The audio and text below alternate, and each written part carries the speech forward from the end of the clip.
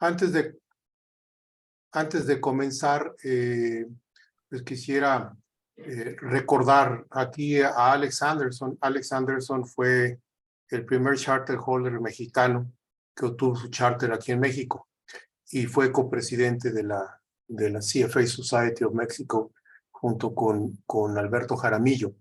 Y bueno, pues el buen Alex, escasos 2 años fue que ya nos dejó por acá, pero dejó una semilla muy importante en la sociedad, en la CFA Society of Mexico. Bueno, hoy en la tarde, en los siguientes 40-45 minutos, voy a tratar de cubrir esta agenda. Una introducción, un marco conceptual, algo sobre selección de portafolios, algunos elementos de inteligencia artificial, algunos elementos también de medidas de eficiencia de portafolios, una métrica que le llamamos Delta BB, conclusiones y nuevos retos, y si les parece, abriremos una sesión de preguntas y comentarios hacia el final, en los últimos 10-15 minutos de esta presentación. Bueno, en primer lugar, quisiera agradecer a la CFA Society of Mexico la gentileza de hospedarme esta tarde, o hospedarnos a todos esta tarde para tener este coloquio, este diálogo sobre inteligencia artificial en la selección de portafolios.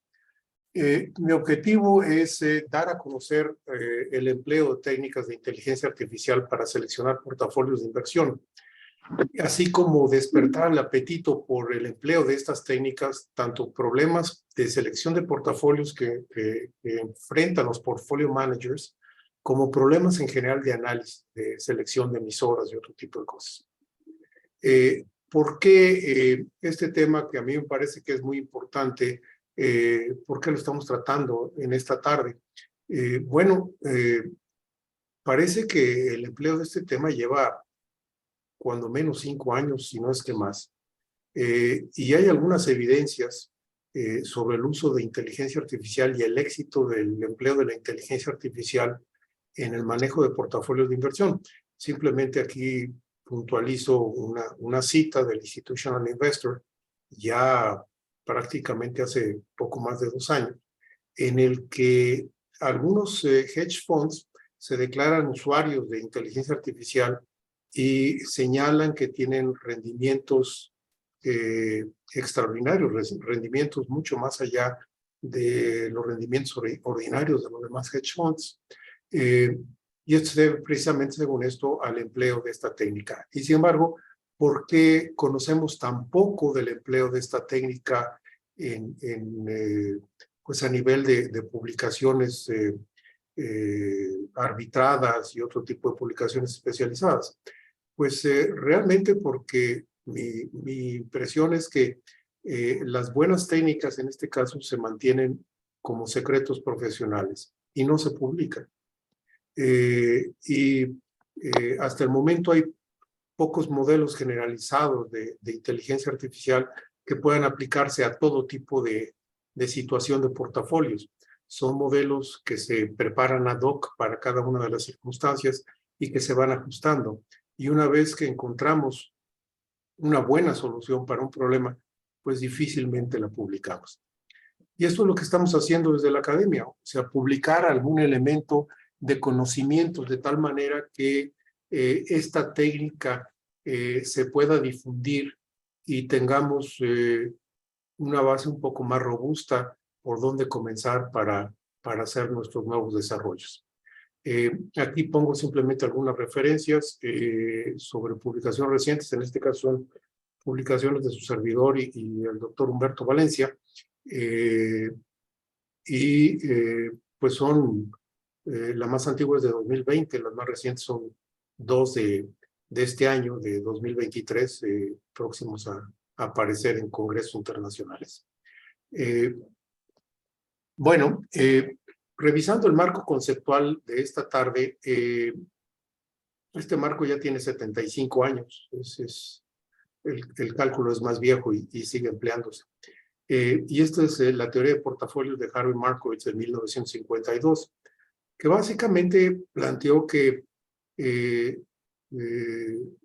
las acciones, los securities, los rendimientos de los securities pudieran pensarse como variables aleatorias, y estas variables aleatorias pudieran explicarse a través de rendimientos esperados, a través de la varianza y a través de otras medidas, y que si nosotros pensáramos que el riesgo pudiera perfilarse como la varianza de un portafolio, pudiéramos plantear un problema de minimizar el riesgo sujeto a un determinado nivel de rendimiento, o el problema recíproco, maximizar el rendimiento sujeto a niveles acotados de riesgo.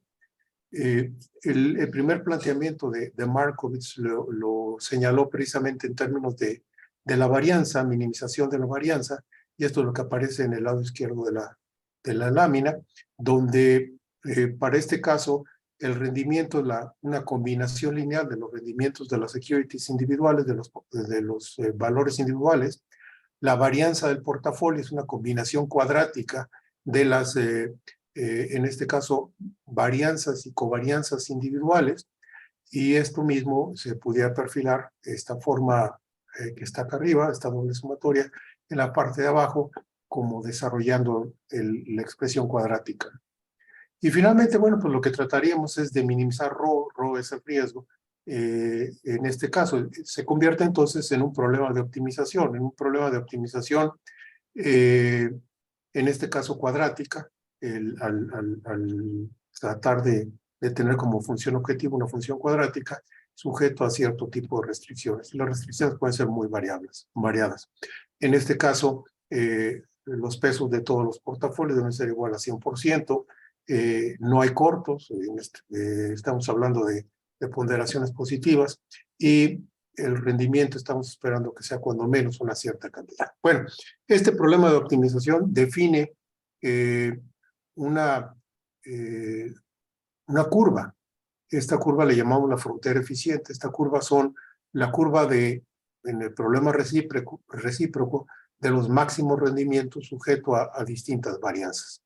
Y entonces tenemos dentro de esta curva, por ejemplo, en un portafolio, el portafolio B, que realmente no es parte de la frontera eficiente, porque podemos encontrar otra solución en el portafolio A, que tiene mejor rendimiento para el mismo nivel de riesgo, si el riesgo lo perfilamos como la varianza. Tenemos un portafolio de mínimo riesgo, portafolio de varianza, que a veces le llamamos el portafolio cobertura, y un portafolio de máximo rendimiento. Bien. A partir de esta frontera eficiente, también el propio Markowitz destacó lo que le llamamos el Capital Market Line. Es decir, puede haber una combinación entre un valor libre de riesgo y cualquier portafolio de la frontera eficiente. Acuérdense que aquí en la frontera eficiente estamos hablando no solo de individual securities, puede haber individual securities, pero estamos hablando de portafolios de inversión, de combinación de securities. Bueno, pues existe un punto tangencial, si nosotros trazáramos una recta imaginaria del título libre de riesgo y el portafolio, y esta recta hace tangencia en este punto M. Este punto M es un portafolio que idealmente todos quisiéramos tener. Ya no queremos tener necesariamente los portafolios de la frontera eficiente, sino resulta que a través de este Capital Market Line puedo obtener mejores combinaciones riesgo-rendimiento que las que teníamos anteriormente. Otro gran desarrollo que se sustenta en un desarrollo que había hecho ya Fisher en la época de los 30, 40, fue Tobin antes de 1960, en el que señaló que pudiéramos hablar de un teorema, un principio de separación, en el que nosotros como técnicos pudiéramos perfilar una frontera eficiente y un capital market line, pero el inversionista tiene que decidir, dado su apetito al riesgo, cuál es el portafolio que más le late, más le gusta. En este caso, por ejemplo, en este inversionista, escoge este portafolio E por su perfil de riesgo. Bien. Otro elemento de conocimiento es, fíjense qué sucede cuando hay nueva información, arriba nueva información, tenemos nuevas expectativas del mercado o nuevos conocimientos de rendimientos, riesgos, correlaciones entre los securities. Si anteriormente teníamos nosotros una frontera eficiente en azul, al arribo de nueva información,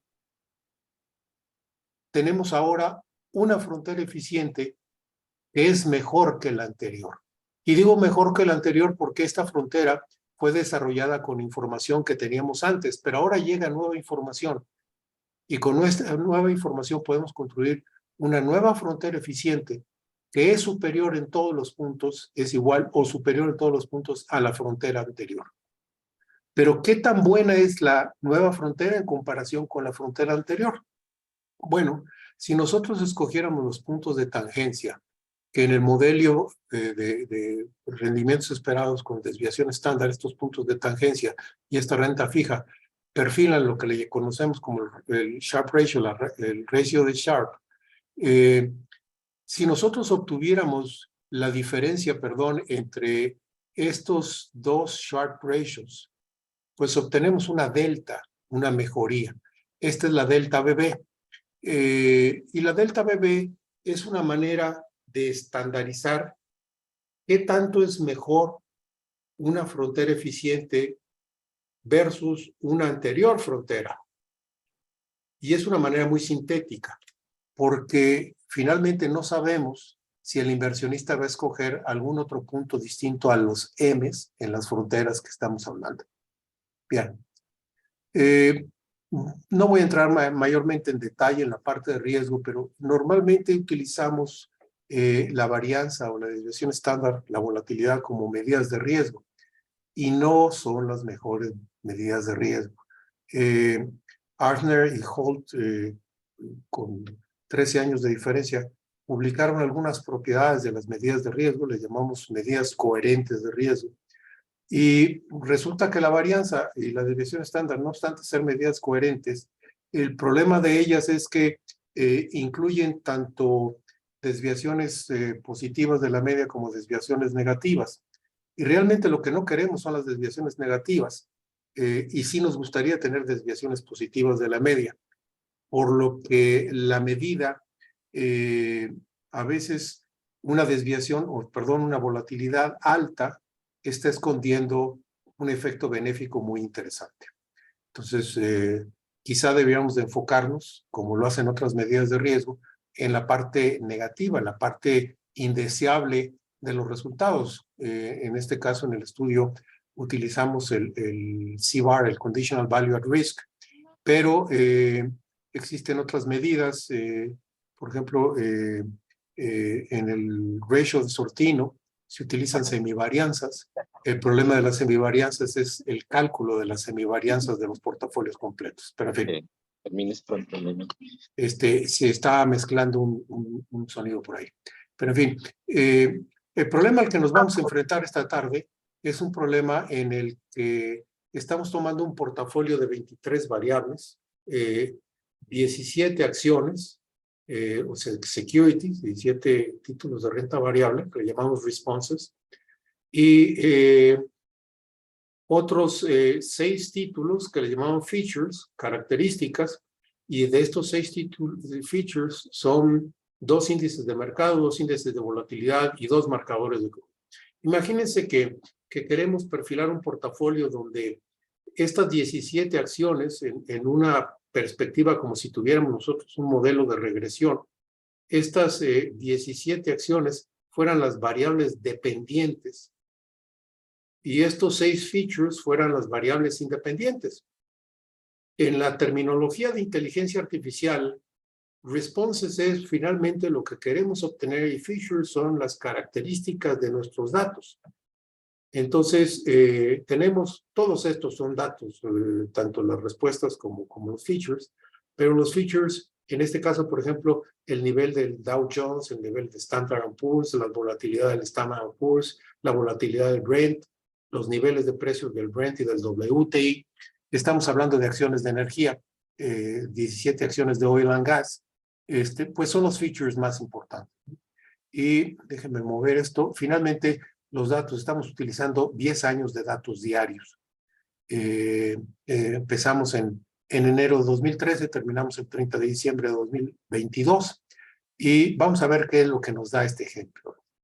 Lo que queremos hacer es construir portafolios a partir de estos datos, pedirle la ayuda a la inteligencia artificial para ver qué podemos predecir de estos portafolios, construir portafolios con estas predicciones y compararlos, el portafolio histórico o los derivados del portafolio histórico con el portafolio cuya información proviene de la inteligencia artificial. Para esto, el portafolio histórico, y si queremos utilizar otras medidas de riesgo como el CVAR, necesitamos aumentar su granularidad. ¿Por qué digo esto? Porque normalmente el CVAR está esperando, el CVAR es una medida que calcula el valor esperado de la pérdida para el peor 5 o 1% de los resultados en un periodo de tiempo. Pero si estamos hablando de 3,000 datos y estamos hablando del peor 1% del tiempo, pues estamos hablando de 30 datos. Y utilizar 30 datos en decisiones de portafolio puede ser muy importantes, sobre todo si estamos jugándonos el futuro de las inversiones de un año. Por lo mismo, aumentamos la granularidad de la extensión de los datos originales, utilizamos los datos originales y recomponemos estos datos originales dándole un core gaussiano, colas gordas, distribuciones de Pareto en las colas y creando mayores datos intermedios para poder tener medidas más finas de este CVAR y estas otras medidas de riesgo. Si solamente calculáramos la volatilidad, utilizáramos la volatilidad, no es necesario hacer esto. Pero en fin, bueno, aquí tenemos, por ejemplo, dentro del portafolio que estamos manejando una acción, esta es la de British Petroleum, en los últimos 10 años, y esto estamos hablando de rendimientos, pero los rendimientos son rendimientos logarítmicos para hacerlos más suaves. No andar con brincos diarios, hay muchos días en los que no se cotizan, en este caso las series creamos interpolaciones, creamos y volvemos a programarlas diariamente, de tal manera que tenemos modelos más uniformes de datos. Lo que quiero llamarles la atención es, fíjense que lo que pasa en los últimos prácticamente 3 años, de 22, 23 de esta serie, cómo aumenta la volatilidad en este caso con respecto a la historia. Y así se repiten las otras 16 emisoras, incluso en los features. O sea, la volatilidad de 2020 para acá ha sido superior a la de los 7 años anteriores. Bien, pues utilizando la historia podemos calcular esta frontera eficiente. En este caso, el ejemplo es el Plain Vanilla. Estamos utilizando rendimientos esperados y la desviación estándar de los rendimientos. Construimos una frontera eficiente que es buena para este periodo, y esta frontera eficiente, como es de esperarse, en lugar de tomar todos los 17 títulos un poquito, pues se concentra en lo que es mejor para ellos. Entonces, en este caso, arrancamos con 5 títulos, evidentemente vamos a terminar con uno solo. En el caso, por ejemplo, de los rendimientos mayores, estamos hablando de 8 o 9% de Chevron, Petrobras 86%, Valero 4.7%, etcétera. Y acá abajo tenemos los rendimientos esperados y los niveles de riesgo. Los niveles de riesgo son desviaciones estándares. Bien. ¿Qué limitación tenemos esto en los portafolios históricos? Bueno, la primera es que se obtienen las mejores soluciones para lo que ya pasó y no sabemos si esto, pues, seguramente no va a suceder. No sabemos el futuro que tan cerca esté de la historia. Los títulos valor, los securities, se comportan de manera distinta de acuerdo con los momentos de los mercados. Hay periodos de recesión, periodos de alta volatilidad, periodos de guerra, y en el caso de la energía, obviamente, la volatilidad de los activos de energía es mucho superior a la volatilidad general. Y en fin, por ejemplo, el conflicto Rusia-Ucrania pues ha producido, entre otras cosas, una alta volatilidad de los energéticos. El futuro inmediato puede ser muy distinto a lo ya sucedido. 2023 es muy diferente a 2022, muy diferente en términos de la volatilidad de energía. Y algo que podemos resolver, pues no conocemos las preferencias de los inversionistas. Bien, algunos elementos básicos de qué es inteligencia artificial, qué es machine learning. En general, machine learning la inteligencia artificial es un esfuerzo que se hace precisamente para hacer que las computadoras puedan replicar algunos elementos del pensamiento humano y en algunos casos tenemos muy grandes ventajas.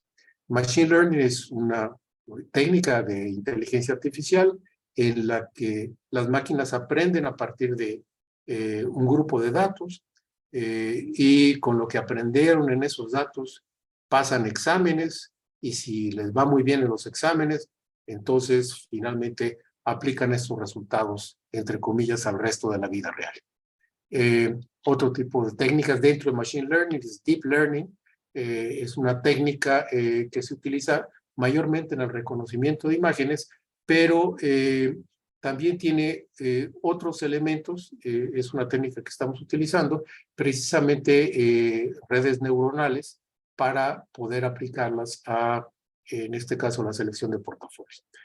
Algunas diferencias entre aprendizaje supervisado y no supervisado, que es básicamente si existe el analista detrás del aprendizaje dirigiendo la máquina a ningún lado o la máquina se autodirige.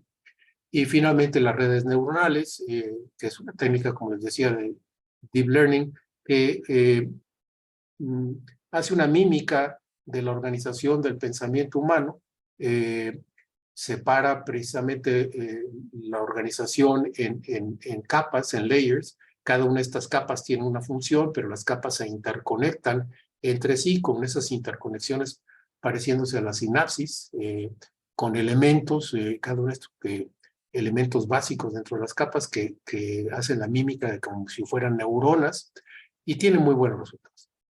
En general, el esquema de Machine Learning, de Deep Learning, es que tenemos datos generales, por ejemplo, 10 años de historia de datos diarios, algunos features, como pueden ser, oye, los niveles de volatilidad, los niveles de los marcadores de crudo, los niveles de los índices, etcétera. Y con estos datos, vamos nosotros a separar los datos en dos subperíodos, en un conjunto de datos de entrenamiento, por ejemplo, los primeros 9 años de historia, los voy a utilizar para entrenar. Un conjunto de datos de prueba, por ejemplo, el último año de historia, el 10º año, y es tal cual como nos pasa a veces en las escuelas, ¿no? O sea, tenemos un curso de entrenamiento y al final vamos a tener un examen, y si nos va bien en el examen, entonces decimos, oye, ya tenemos un modelo final. El curso de entrenamiento, tenemos nosotros antes del examen ya un modelo de aprendizaje, pero este modelo de aprendizaje lo vamos a probar con estos datos de prueba para finalmente tener un modelo. Pero pues la historia no termina aquí porque los datos nuevos llegan todo el tiempo y no siempre tenemos un modelo con el que nos sintamos, cuando menos yo, completamente a gusto. Bien, el tema de la selección de portafolios en la parte de inteligencia artificial, perdón, se enfoca a veces en rendimientos, cuáles van a ser los rendimientos futuros, o sea, no nos enfocamos tanto en precios como en rendimientos. Un enfoque muy interesante es el rendimiento, en qué percentil o decil de la relación de todos los valores se va a encontrar. Podemos predecir volatilidades, correlaciones, etcétera. Podemos también hablar de clasificación de títulos de valor de acuerdo con diferentes perfiles. Por ejemplo, podemos clasificar la calificación de crédito de los bonos, etcétera. Podemos clasificar con inteligencia artificial las etapas por las que está atravesando un mercado o por las que han atravesado los mercados. Y en fin, perfiles aislados, por ejemplo, outliers, etcétera. La inteligencia artificial es muy buena para determinar cuáles son perfiles distintos. Bien, regresando a nuestro problema de 10 años de historia, como habíamos insinuado cuando escribimos la parte del trial o del aprendizaje y de la prueba, los primeros 9 años de historia van a ser años de aprendizaje. La máquina va a aprender con estos datos, no solamente con los de British Petroleum, va a aprender con todos estos 23 datos, o sea, series que tienen 3.650 datos cada uno, va a utilizar todos menos 365 para aprender y vamos a probarlos con el último año. Para ello, como abordamos el problema, porque a veces es como estar enteramente ciego ante un problema, hay algunas aplicaciones que nos pueden ayudar a decir, oye, pues tú puedes tener dentro de inteligencia artificial varios enfoques, puedes tener procesos gaussianos, redes neuronales, puedes tener regresiones lineales, support vector machines, en fin, varios tipos de enfoques. Y por aquí la máquina nos encausa y nos dice, oye, pues este problema, los errores más pequeños los están utilizando redes neuronales o procesos gaussianos y otro tipo de cosas.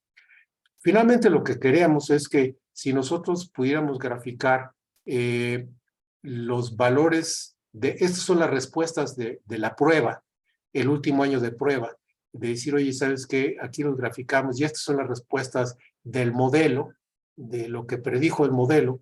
Si todo cayera en una línea de 45 grados, todo está perfecto. O sea, el modelo está prediciendo muy bien nuestra prueba. Esta es solamente una manera gráfica de verlo. Lo que queremos efectivamente es que nuestras respuestas caigan sobre esta línea de 45 grados.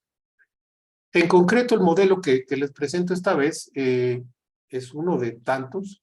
Vamos a hablar de un modelo que se llama Sequence-to-Sequence Regression, que en este caso es, vamos a tomar la serie de datos y la serie de datos vamos a tratar de hacer predicciones a partir de los valores históricos de esta serie, pero a partir también de los niveles de los features. O sea, esto es un equivalente a un modelo autorregresivo, pero de moving averages, esperemos que con mejores resultados. Y estamos utilizando entonces una red neuronal artificial con 5 capas y 500 epochs. En estos epochs son la manera como iteramos el modelo, vamos a barrer el modelo de ida y de regreso, etcétera, en distintos órdenes, de tal manera que se saque el mayor provecho de estos datos. Y esta gráficamente se ve como, entre comillas, es la forma como aprende la máquina en estos procesos. Esto es reciente, desde el 16 de marzo pasado. Aquí tenemos el root mean square error y las pérdidas. Todos estos van reduciéndose. Se trata de que estas funciones son asintóticas. Pero se trata de no llegar al mínimo exactamente, porque se piensa que el modelo puede sobredefinirse y al estar sobredefinido el modelo es muy bueno para pasar el examen, pero no es muy bueno para la vida real. Y lo que queremos es un modelo que sea razonablemente bueno en el examen y en la vida real. Bien, por ejemplo, aquí vemos, igual siguiendo con British Petroleum, tenemos en la parte azul, aquí arribita, la volatilidad de los precios. La parte azul es la volatilidad real y la parte naranjita es la volatilidad que estamos, perdón, no la volatilidad, los rendimientos de los precios que estamos prediciendo, sí, en predicción. Y en la parte de abajo tenemos los errores, el root mean square error, en el sentido que es el error cuadrático medio. Lo que queremos es que el error sea lo menor posible.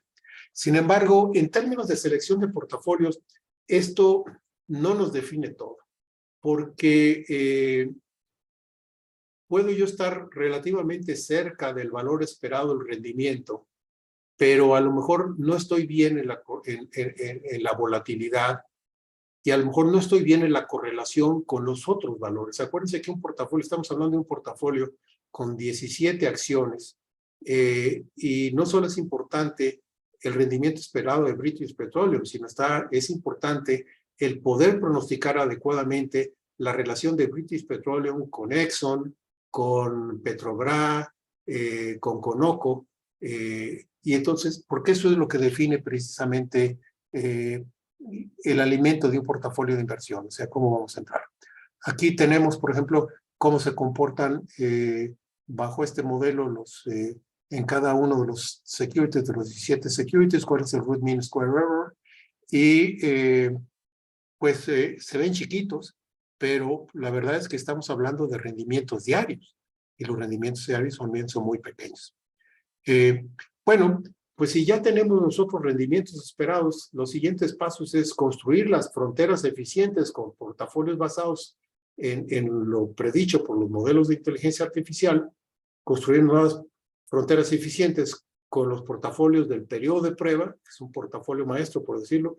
Vamos a comparar los resultados de este con la información predicha del portafolio con lo real, es decir, si el portafolio nos predice rendimientos de cada uno de los securities diarios para el último año de la historia, vamos a comparar estos rendimientos predichos con los rendimientos reales históricos. Vamos a hacer portafolios con rendimientos reales históricos y lo predicho, y vamos a ver qué tan distintos son. Y vamos a comparar incluso con decir, oye, ¿y si yo me hubiera quedado como estaba? Si yo me hubiera quedado con la historia de los primeros 9 años, ¿qué pasaría? Entonces, estamos haciendo realmente dos comparaciones con 3 portafolios. El primer portafolio es el rendimiento con datos reales del último año. El segundo conjunto de portafolios son los portafolios con las predicciones del modelo de inteligencia artificial. Y la segunda comparación, el tercer portafolio, estaríamos haciendo con la parte de conservar la solución histórica. Y para eso es que utilizamos esta delta BB, porque no se trata de ver punto a punto cómo va mejor uno y otro, porque seguramente en algunos casos el portafolio, por ejemplo, con datos reales del último año es tan bueno como el portafolio histórico, pero no todas las veces. O en este caso, el portafolio de redes neuronales es mejor que el portafolio histórico, etc. Y para eso utilizamos entonces esta delta BB. Acuérdense que la delta BB que tenemos acá es simplemente la diferencia entre las dos pendientes, y lo que nos está dando es el incremento en unidades de rendimiento por cada unidad de riesgo que estamos tomando. Y bueno, estos son los resultados para el portafolio o el ejercicio que estamos hablando. Aquí tenemos, por ejemplo, la frontera eficiente para el periodo de prueba. Estos son datos reales del periodo de prueba, datos reales del último año. Y entonces tenemos el rendimiento tangencial, el riesgo tangencial y el ratio de Sharpe. Esto bajo la medida de riesgo de desviación estándar, pero también podemos tenerlo bajo el C-bar. Después vamos a ver la frontera histórica, es decir, si calculamos nosotros una solución con los primeros 9 años de historia, ¿qué significaría conservar esa solución? Y sorpresivamente en este ejercicio, la solución histórica es tan buena como la solución real del último año. O sea, no hay diferencia, la delta BB es de 0,00, no hay diferencia entre el Sharpe ratio de la solución real para el periodo de prueba y la solución histórica que calculamos para los primeros 9 años. Pero sí el modelo de inteligencia artificial está rezagado.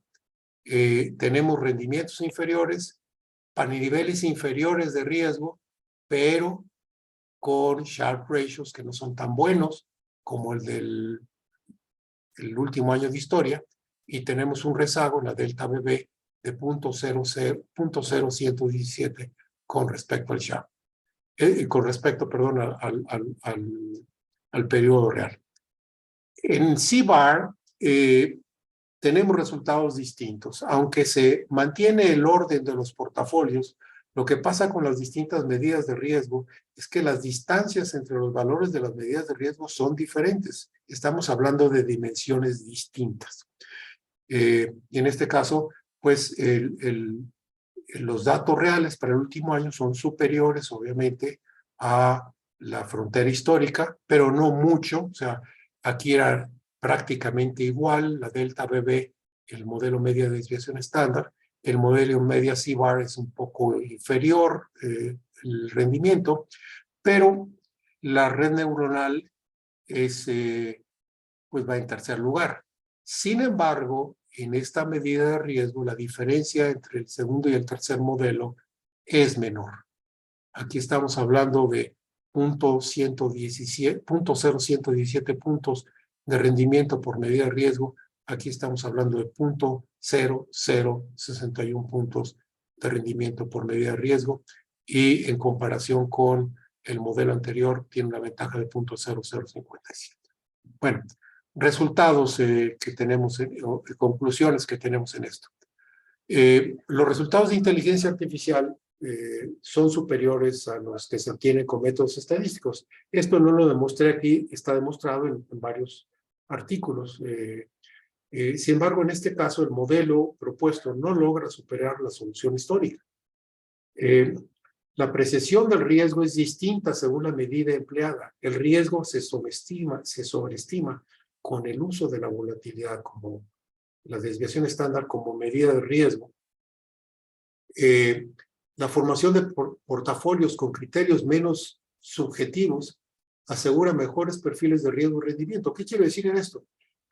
Que en la vida real, la mayor parte de nuestros portafolios se construyen a veces a partir de elementos subjetivos, es decir, creemos que esto va a ir muy bien, ponle un poco más de esto, quítale un poco de esto otro, ajustale para arriba, tenemos una oportunidad, cambia mi portafolio, y finalmente, pues el portafolio queda con ajustes, con resultados a veces buenos, pero no los mejores que pudieran obtenerse.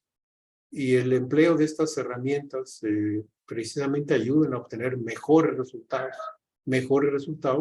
que el uso solamente de los meros criterios subjetivos. Y pues este nuevo tipo de técnicas invita a explorar el empleo en otros problemas financieros, tanto problemas de selección de portafolios, como problemas de medición de riesgos de crédito, como problemas de recomendaciones de inversión, como problemas de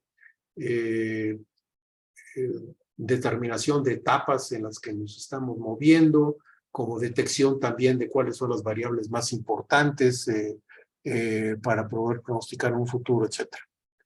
Y retos que tenemos enfrente.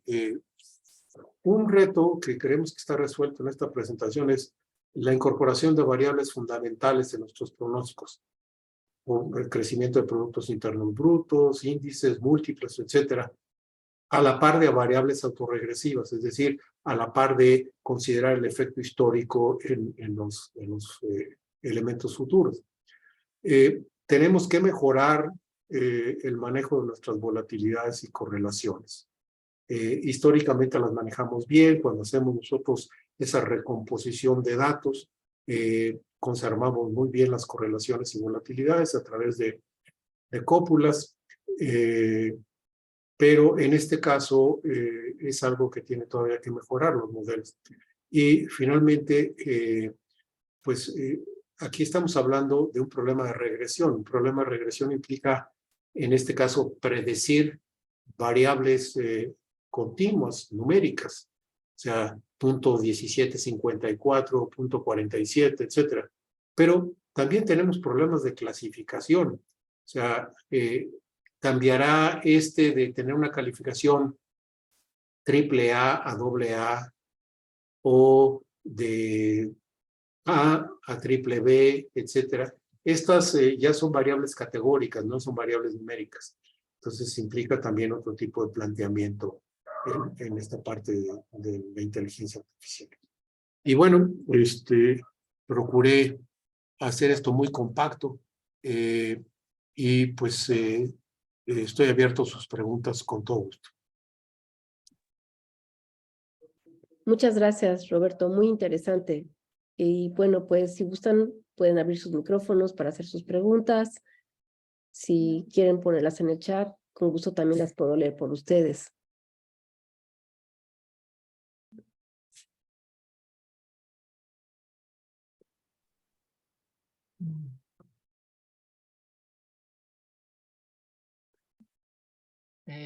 Yo tengo una pregunta, Roberto. Sí, Sergio. En el negocio, nosotros de asesoría de portafolios de inversión, se nos han acercado 2 o 3 empresas que ofrecen este tema, ¿no? Como que está muy en boga en este último año, quizás un poco más, en cuanto a la uso de la inteligencia artificial para seleccionar las acciones. Todas han sido puras acciones lo que nos ofrecen, ¿no? Al último mencionaste en tu presentación que se podría incorporar, porque estos modelos incorporan, por lo que sé, variables fundamentales como el PIB, las tasas de interés y esto. en lo que nos presentaste no estaba. Lo No, dices que se puede incorporar, ¿verdad? O sea, sí se puede sí, hacer. el modelo está abierto para ello. Precisamente por eso es el sequence regression. Permite precisamente que en estos features tú puedas poner crecimiento del PIB y de otro, del sector industrial, del sector comercio, a Y, nivel internacional, a nivel local, etcétera.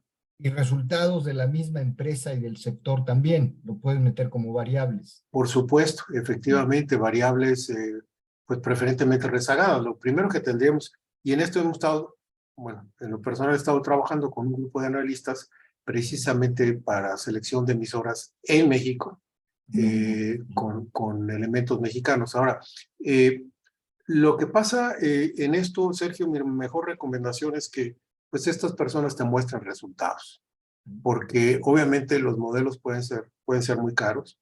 Y lo primero es que te muestren resultados y lo segundo es que pues se necesita, igual que sucede con la inteligencia artificial, un proceso de aprendizaje y de prueba antes de soltarlo.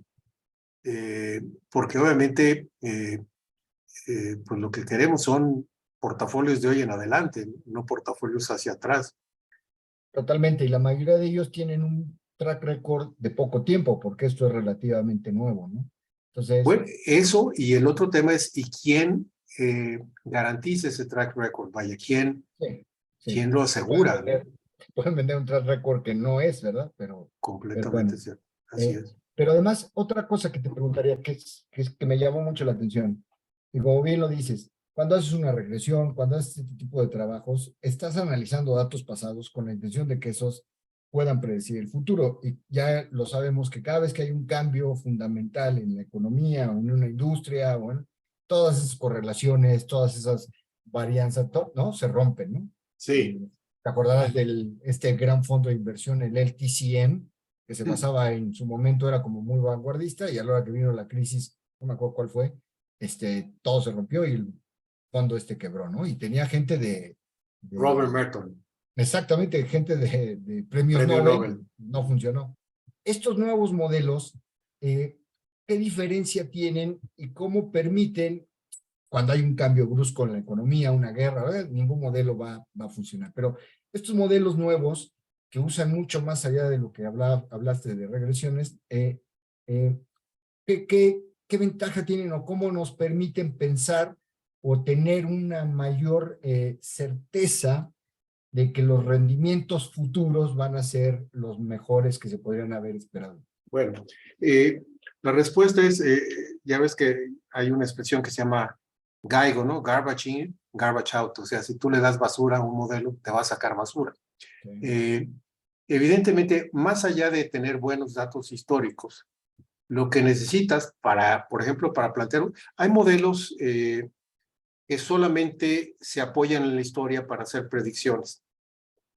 Y hay modelos, esto realmente es forecasting, no otra cosa.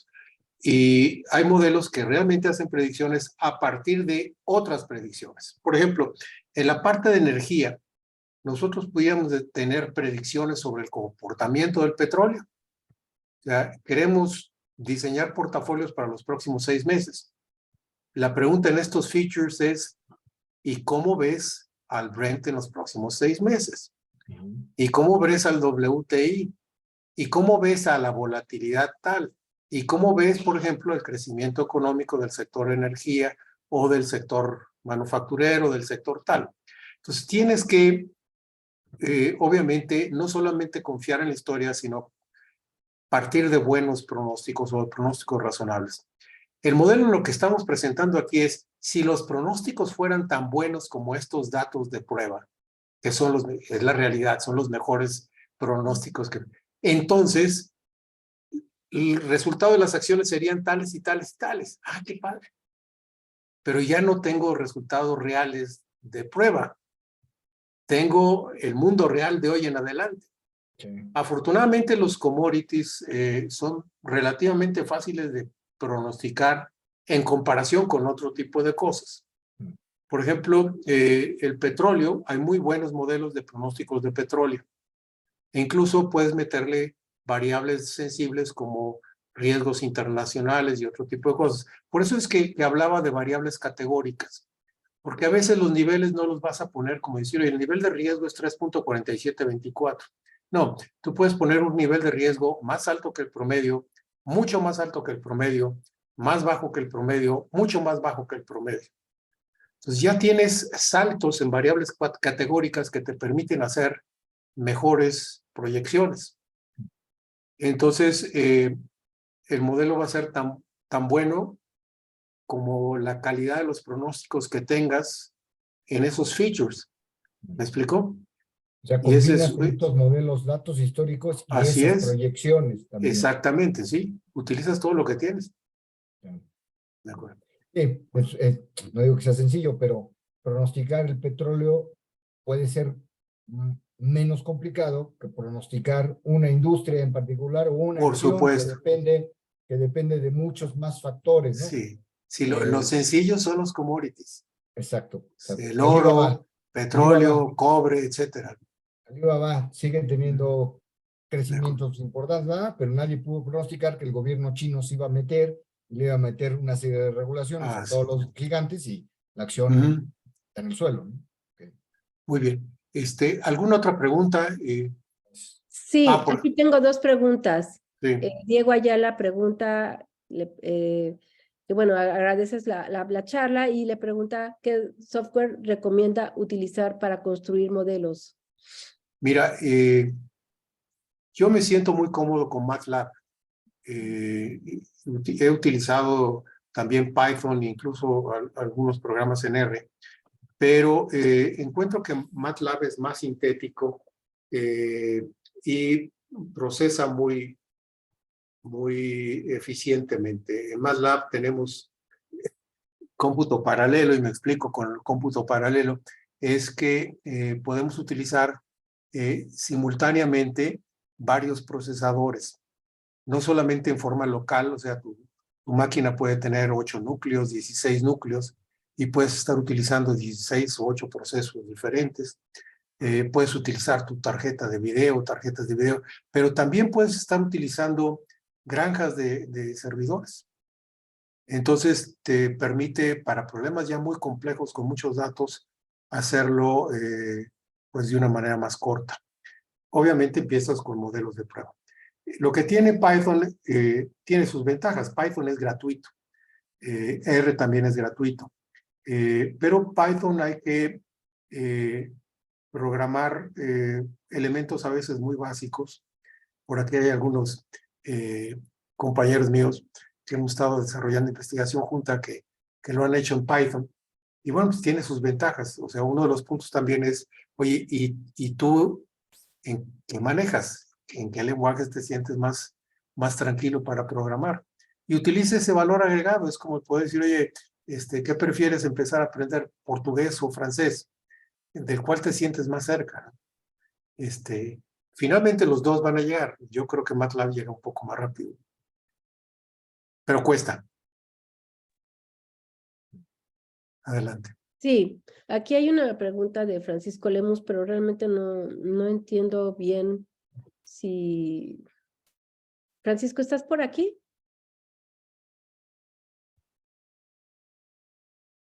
Voy a tomar la siguiente de Luis Gallardo. Para el inversor individual de bajo capital que desea decidir en cuáles activos financieros invertir para crear su portafolio, ¿cuál es la cantidad mínima para participar en el mercado bursátil? Y si esta inversión se realizara en el mercado de derivados, ¿se tendría un mejor resultado en los rendimientos? Bueno, este es un tema que va más allá que este modelo, obviamente. Tú puedes invertir en el mercado de capitales a través de sociedades de inversión y pues las cantidades son muy pequeñas, ¿no? Se puede ver 10,000 pesos, etcétera, para que te abran algún contrato en alguna institución bancaria y algunos, aquí hay también presentes algunos administradores de inversiones, pues que tienen otro tipo de requisitos de entrada. Pero se puede decir que el requisito básico son sociedades de inversión. Y ya si quieres tener un portafolio individual, etcétera, pues ya tendrías que entrar en contacto con administradores de inversión. ¿Qué es lo que tienen los derivados? Los derivados es una forma de apalancar las inversiones, es decir, de alguna manera solicitar recursos en préstamo para poder invertir en algo, y obviamente el rendimiento es mayor que pudieras tener, pero el riesgo también es mayor.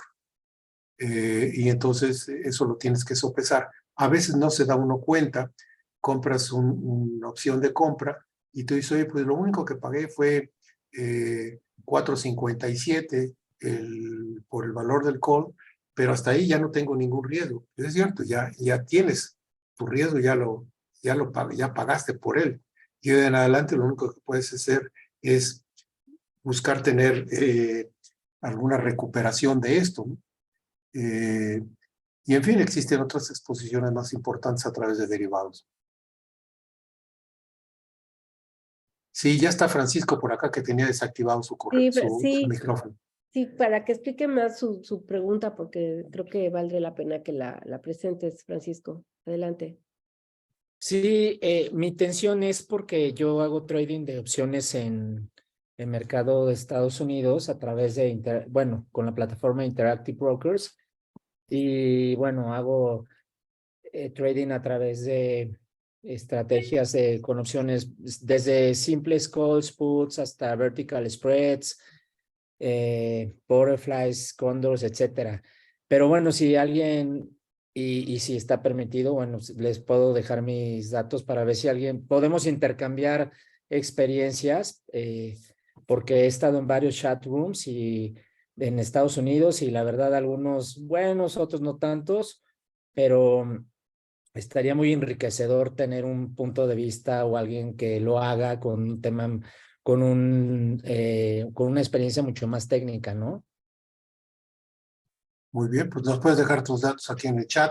Por otro lado, a propósito de esto, usualmente nosotros comenzamos a trabajar en estos modelos de inteligencia con las volatilidades, porque es el factor clave que necesitamos para esto. O sea, habida cuenta que tú ya tienes un buen pronóstico de comportamiento de las tasas, por lo siguiente es las volatilidades de los underlying securities. Es decir, oye, si estás hablando, por ejemplo, de derivados de petróleo, si estás hablando de derivados de tipo de cambio, de derivados de lo que gustas y mandes, y cuál es la volatilidad del derivado y cómo se comporta esta volatilidad con respecto a otras volatilidades. Y eso es lo que en primer momento vas a tratar de predecir. Ahora, conocemos que las volatilidades implícitas son buenos pronósticos de las volatilidades futuras. La volatilidad implícita obviamente es la volatilidad que nosotros podemos extraer de los precios de compra y venta, de los tradings de los derivados. Y estos precios tienen esa información de esa volatilidad implícita que puede ser es un pronóstico muy interesante de las volatilidades de corto plazo. Pero en fin.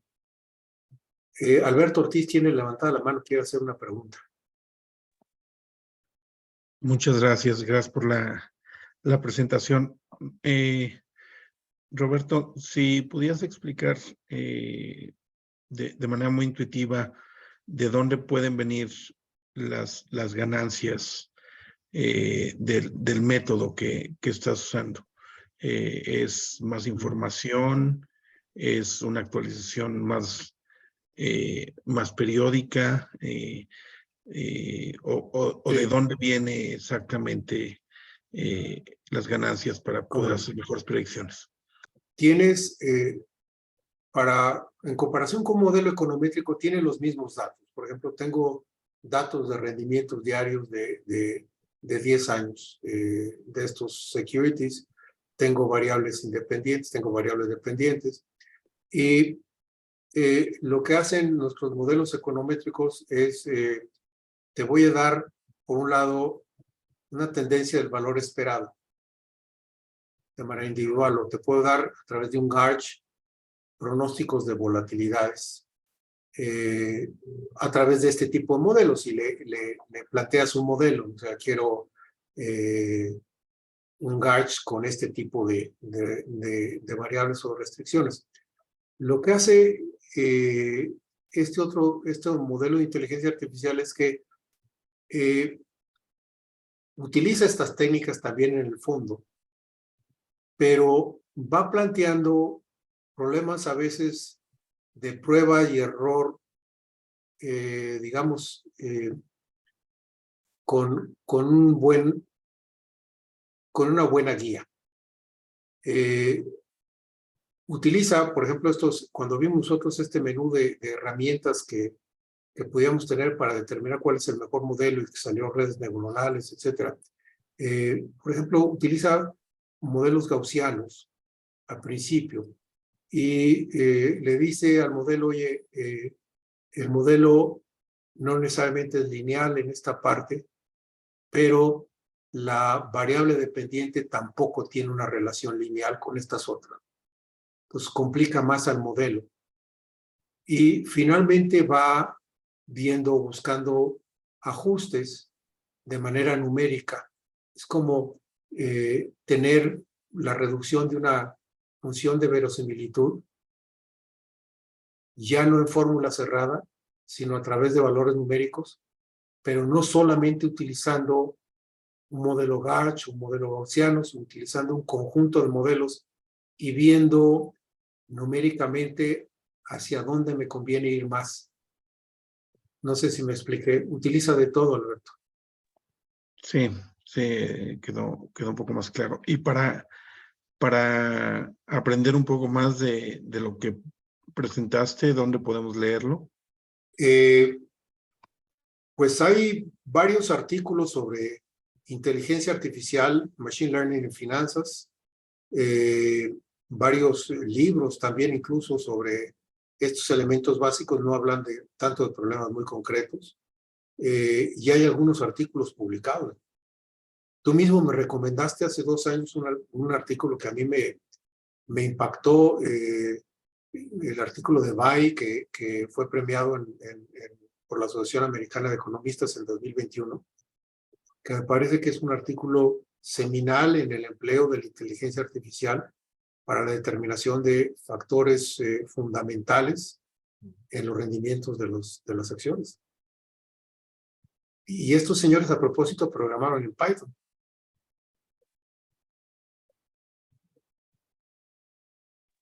Muchas gracias. Sale, Alberto. No sé si te haya tiempo para 2 preguntas más, Yo Roberto. con todo gusto, adelante. Sí, gracias. María Teresa Cárdenas pregunta, entiendo entonces que un insumo primordial para una mejor optimización con el modelo son los pronósticos que realicemos. Para el caso de un portafolio de renta fija con diferentes instrumentos de deuda, por ejemplo, ¿cuál es un modelo recomendable para pronosticar tasas de interés? Gracias. Bueno, son cosas diferentes, modelos de portafolios de bonos, de modelos de pronósticos de tasas de interés. Hay muy buenos modelos de pronósticos de tasas de interés, tanto de corto como de largo plazo, desarrollados.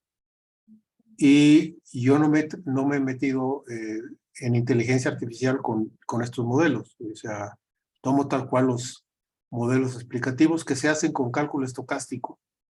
Y suponen, por ejemplo, básicamente que las tasas tienen elementos de tendencia, elementos de volatilidad y elementos de saltos, de brincos, con distintas funciones. Y se plantean, el propio Merton, recordado hace un momento por Sergio, planteó un modelo inicial y hay otros varios que lo hacen. Hay una amplia literatura sobre pronósticos de tasas de interés. Pero la tasa de interés es uno solo de los elementos que necesitamos, porque también necesitamos ver riesgo de crédito. Y el riesgo de crédito, por ejemplo, tengo un papel que es AA, y lo conocemos por las matrices de transición, que puede convertirse en un papel A o un papel AAA. Ese es perfectamente modelable con inteligencia artificial. Y esto es como el poder decir, oye, ¿qué pensamos que vamos a tener los rendimientos de las acciones, más o menos rendimiento en función de estas variables financieras y macros, etcétera? También lo podemos hacer en la parte de los portafolios de bonos. Y entonces esta parte del portafolio de bonos, finalmente lo que queremos saber es tratar de ponderar qué es lo que va a suceder con las tasas, como bien dices, con las tasas de referencia, etcétera. ¿Qué es lo que va a suceder también con el riesgo de crédito en función con la actividad económica? Si va a haber algún cambio en la calificación de crédito de este bono. Y finalmente son dos factores muy importantes. O sea, si las tasas suben, el precio de este bono va a bajar. Pero si la calificación de riesgo se deteriora de este bono, también su precio va a bajar. ¿Sí?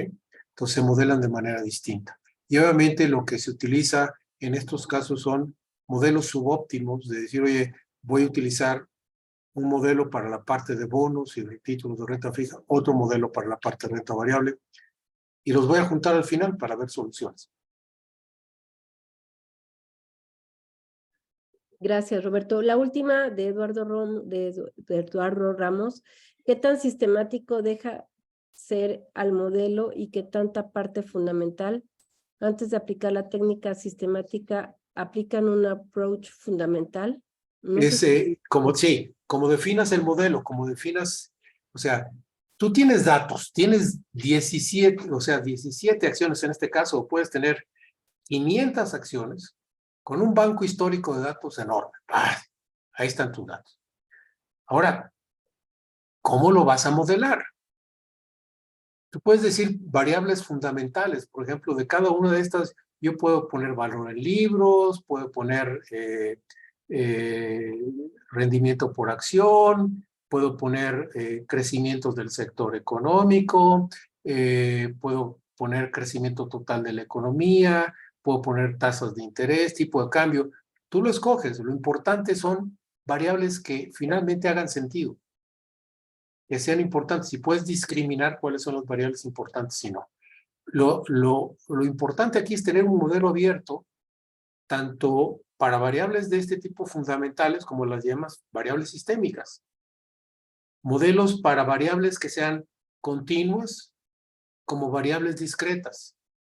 Soluciones que sean continuas, o sea, el rendimiento va a ser 3.1416 como discreto. Va a estar en el segundo decil superior de la tabla. ¿Sí? Y eso es lo que permiten estos sequence-to-sequence regression, estos modelos. O sea, la herramienta está.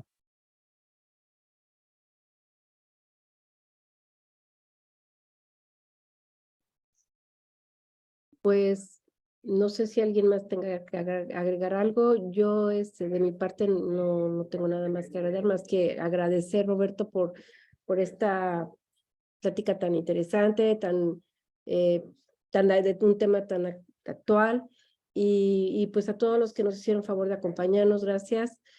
Como lo puse en el chat, esta presentación se va a subir a nuestro canal de YouTube para que pueda ser accesible para todos los, para toda nuestra comunidad y pues que esperamos vernos pronto y tener este enriquecimiento y integración de todos la comunidad de la CFI Society México y de todos los que están en el programa y todos los que están en la universidad, en la cátedra, para tener una comunidad más profesional y más preparada. Muchas gracias. Gracias a ti, Guille. Buenas noches. Gracias, un gusto. Buenas noches.